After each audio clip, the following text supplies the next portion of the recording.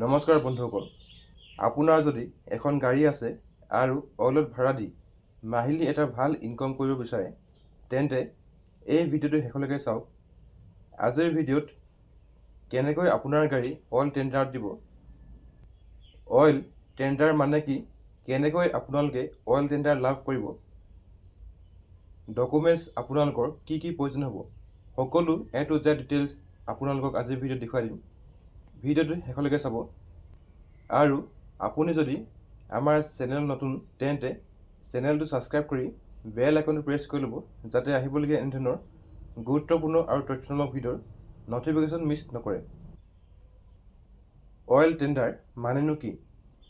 Oil company যেনে oil India লিমিটেডে নিজৰ কাম, ষ্টাফ লৈ যোৱা, ছাইট ভিজিট কৰা, অইল ফিল্ড অপাৰেশ্যন আদি বিভিন্ন কামৰ বাবে কোম্পানীয়ে কণ্ট্ৰেক্ট বেচিছত কিছুমান লাইট মটৰ ভেহিকেল যেনেকৈ আপোনালোকৰ বলেৰো, টাটা পিকআপ, ছুইফ্ট এনেধৰণৰ গাড়ী হায়াৰ কৰে বা ভাড়াত লয়। ইয়াৰ কাৰণে কোম্পানীয়ে এটা টেণ্ডাৰ উলিয়ায় আৰু এই কণ্ট্ৰেক্ট মিনিমাম 4 বছৰলৈকে লোৱা হয়। যিজন মালিকে অইলত গাড়ী টেণ্ডাৰ দিয়ে বা ভাড়া দিয়ে, কোম্পানীয়ে তেওঁক মন্থলি এটা পে'মেণ্ট দিয়ে আৰু 4 বছৰ হোৱাৰ পিছত যিখন গাড়ী মালিকে অইলত টেণ্ডাৰ দিছিলে, সেই গাড়ীখন মালিকক পুনৰ উভতাই দিয়া হয়। 2026 LMP টেণ্ডাৰ বৰ্তমান চলি আছে। 11 জুনৰ ভিতৰত আপোনালোকে এই টেণ্ডাৰত এপ্লাই কৰিব লাগিব।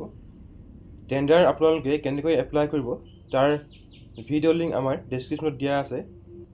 আমাৰ ভিডিঅ' চাই আপোনালোকে কোনো ধৰণৰ ভুল নোহোৱাকৈ টেণ্ডাৰ এপ্লাই কৰিব পাৰিব। টেণ্ডাৰ কোনসকল ব্যক্তিয়ে এপ্লাই কৰিব পাৰিব? LMV বা HMV যিকোনো টেণ্ডাৰ এপ্লাই কৰিবলৈ আপোনালোকে কিছুমান ক্ৰাইটেৰিয়া পূৰ কৰিব লাগিব। এই ক্ৰাইটেৰিয়াবোৰ আপোনালোকৰ পূৰ হ'লেহে টেণ্ডাৰ এপ্লাই কৰিব পাৰিব। প্ৰথমতে আপোনালোকে ভাৰতৰ নাগৰিক হ'ব লাগিব। তাৰোপৰি আপোনালোকে অসম বা অৰুণাচলৰ স্থায়ী বাসিন্দা হ'ব লাগিব। এই দুয়োখন ষ্টেটৰ হ'লেহে আপুনি টেণ্ডাৰ এপ্লাই কৰিব পাৰিব। তাৰপিছত আপোনালোকৰ মিনিমাম বয়স 18 বছৰ হ'ব লাগিব আৰু আপোনালোকে মিনিমাম 8 পাছ কৰিব লাগিব। তাৰপিছত আপোনালোকে এজন ইণ্ডিভিজুৱেল ব্যক্তি হ'ব লাগিব। যদি আপোনালোকে পাৰ্টনাৰশ্বিপ হয়, তেন্তে আপোনালোকে এই টেণ্ডাৰত এপ্লাই কৰিব নোৱাৰে। আপোনালোকে কোনো ধৰণৰ চৰকাৰী চাকৰিয়াল হ'ব নালাগিব। যদি আপুনি গভৰ্ণমেণ্ট এমপ্লয় হয়, তেতিয়াও এই টেণ্ডাৰত এপ্লাই কৰিব নোৱাৰিব। টেণ্ডাৰ এপ্লাই কৰিবলৈ আপোনালোকক কিছুমান ডকুমেণ্টছৰ প্ৰয়োজন হ'ব। প্ৰথমতে আপোনালোকৰ আধাৰ কাৰ্ড, লগতে আপোনালোকৰ আধাৰ কাৰ্ডৰ লগত যিটো মোবাইল নম্বৰ লিংক হৈ আছে, EKYC কৰিবলৈ আপোনালোকক সেই মোবাইল নম্বৰটো লাগিব। তাৰপিছত আপোনালোকৰ ডেট অফ বাৰ্থ প্ৰুফ হিচাপে আপোনালোকক এখন পান কাৰ্ডৰ প্ৰয়োজন হ'ব। তাৰপিছত আপোনালোকৰ এমপ্লয়মেণ্ট এক্সচেঞ্জ কাৰ্ড প্ৰয়োজন হ'ব আৰু শেষত আপোনালোকৰ এখন ফটো আৰু এটা ছিগনেচাৰ প্ৰয়োজন হ'ব। এই গোটেই ডকুমেণ্টছকেইটা যদি আপোনাৰ লগত আছে, তেন্তে আপুনি টেণ্ডাৰ এপ্লাই কৰিব পাৰিব। আপোনাৰ যদি ডকুমেণ্টছ আপলোড কৰোঁতে মিছমেচ হয়, তেন্তে আপোনাৰ টেণ্ডাৰ ৰিজেক্ট কৰা হ'ব। টেণ্ডাৰ এপ্লাই কৰিবলৈ ডেছক্ৰিপশ্যনত লিংক দিয়া আছে, তাত ক্লিক কৰি অনলাইন ফৰ্ম ফিল আপ কৰিব লাগিব। আৰু ফৰ্ম ফিল আপ কৰোঁতে যাতে আপোনালোকৰ কোনো ধৰণৰ ভুল নহয়, তাৰ বাবে আমাৰ ভিডিঅ' চাই ল'ব। তাৰপিছত ৰিকুৱাৰ্ড ডকুমেণ্টছ আপলোড কৰি ফটো, ছিগনেচাৰ আপলোড কৰিব আৰু ফাইনেল ছাবমিট কৰিব।